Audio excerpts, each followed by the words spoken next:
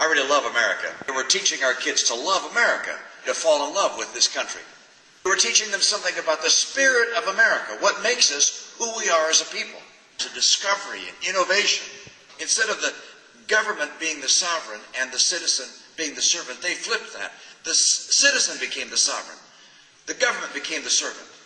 And then, in addition to political freedom, which they gave us economic freedom. We have the right to choose our course in life.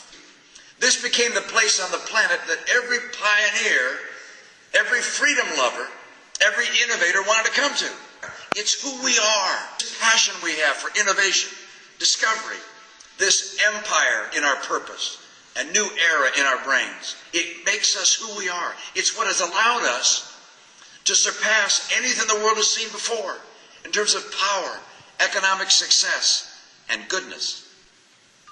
And what worries me right now is that the people in Washington don't understand that. They think that it's government that makes us the great nation we are. And the government should guide how we live our lives and how we run our businesses. And they think government can get us better. They're wrong. It's free people living in freedom and enjoying the benefits of this great life. Yeah!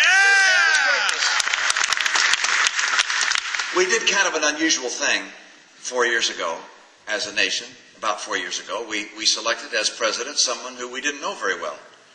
Didn't have much of a track record to examine. Never had a job in the private sector. Never balanced the books of an enterprise. Never ran anything. Never been a leader.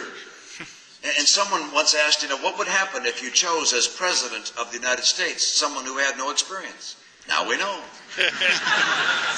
And he hasn't done a real good job. The income of the average American is no higher today than in 1996. It's inexcusable in a nation with the bounty of the human spirit that we enjoy, that's the case. And I watched the president over the last almost 3 years. Almost everything he's done was exactly the opposite of what was needed to get the economy to turn around. His Obamacare, his cap-and-trade policies, card check, and stacking the National Labor Relations Board with union stooges. That made businesses pull back. And people ask, well, why do you think the president was so misguided? Why did he do everything wrong? And I remember that old line that Ronald Reagan used to say. He said, it's not that liberals are ignorant. It's just that what they know is wrong. and he's proven the truth of that maxim. I believe in America. I believe we got it right and they got it wrong. I believe in the freedom and opportunities. I believe in capitalism and free enterprise. There may be a few business people here.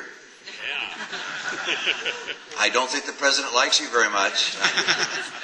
I love you. I love the fact that you build an economy, that you pay wages to people, that they can pay taxes. By the way, everything we do in government that you like, everything we do in government, protecting our security, caring for those in need, caring for seniors, caring for our kids and giving them a good education. Those things we can only do with dollars if those dollars represent goods and services you produce in the private sector.